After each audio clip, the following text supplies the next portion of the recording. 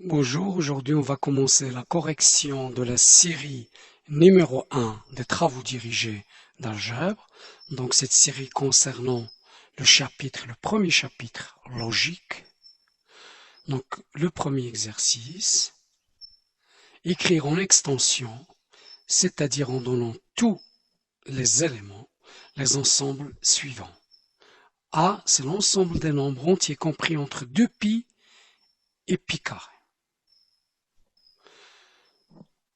On va prendre l'énoncé de cet exercice qu'on va travailler sur board.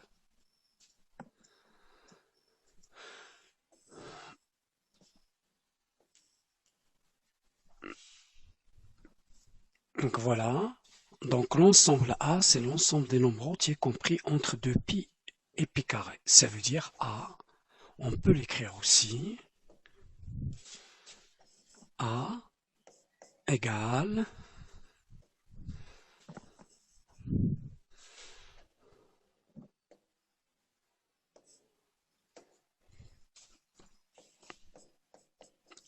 l'ensemble des n appartenant à Z, tel que n est compris entre 2π et π carré. Donc on peut l'écrire aussi comme ça. Alors il est clair que 2π, c'est quoi? C'est 2 fois 3,14159, etc. C'est à peu près 6,2,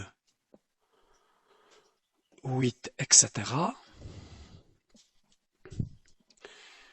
Pi carré, c'est 3,14 au carré qui est à peu près 9, quelque chose.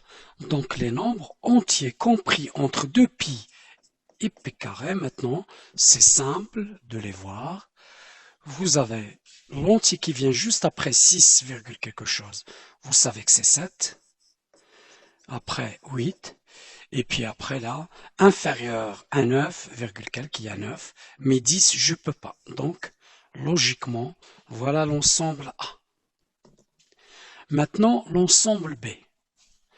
Eh bien, l'ensemble B, c'est quoi? C'est l'ensemble des nombres X appartenant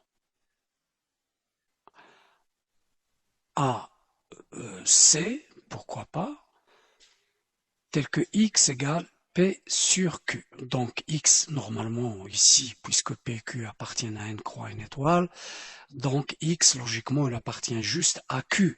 Mais on peut être large et dire que X appartient à R ou à C, puisque Q est inclus dans ces ensembles.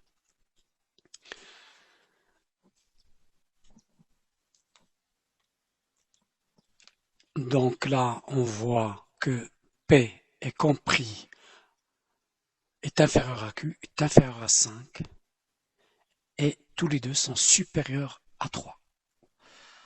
Donc, il faudra faire attention aux valeurs que vont prendre P et Q.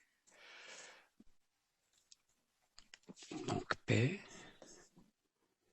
elle est compris, on a dit entre 3, elle est inférieure à Q, elle est inférieure ou égale à 5. Alors, regardez, si P, si je commence par la plus petite valeur que P peut prendre, donc ça sera P égale à 3. Alors, si P égale à 3,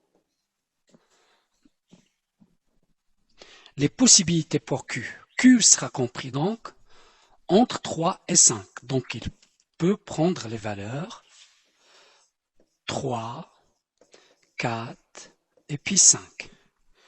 Donc les X correspondants vont être X égale, et je vais former les fractions correspondantes.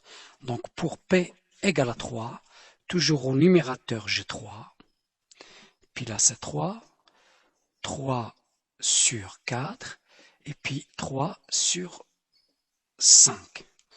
Donc voilà les possibilités pour X. Après, je passe à la possibilité suivante pour P. Donc ça peut être 4.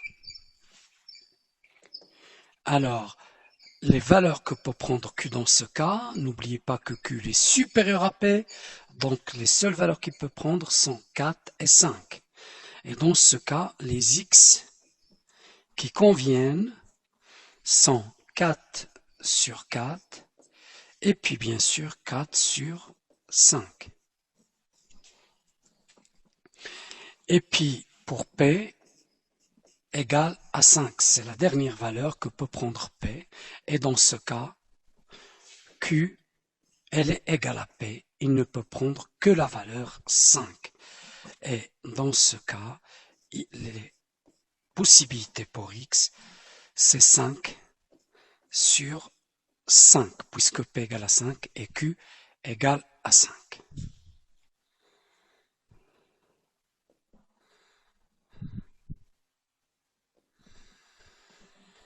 Et donc, dans ce cas, l'ensemble B, ça sera l'ensemble de tous ces éléments-là, qui sont donc 3 sur 3, qui est 1, 3 sur 4, 3 sur 5, 4 sur 4 c'est 1, donc je vais écrire 4 sur 5, et puis 5 sur 5, qui est 1. Donc voilà, cet ensemble, elle est composée de ces éléments-là, 1, 3 quarts, 3, 5 et 4 cinquièmes. Bien sûr, ils ne sont pas écrits dans l'ordre, mais peu importe, c'est un ensemble d'éléments, je peux l'écrire en ordre ou en désordre.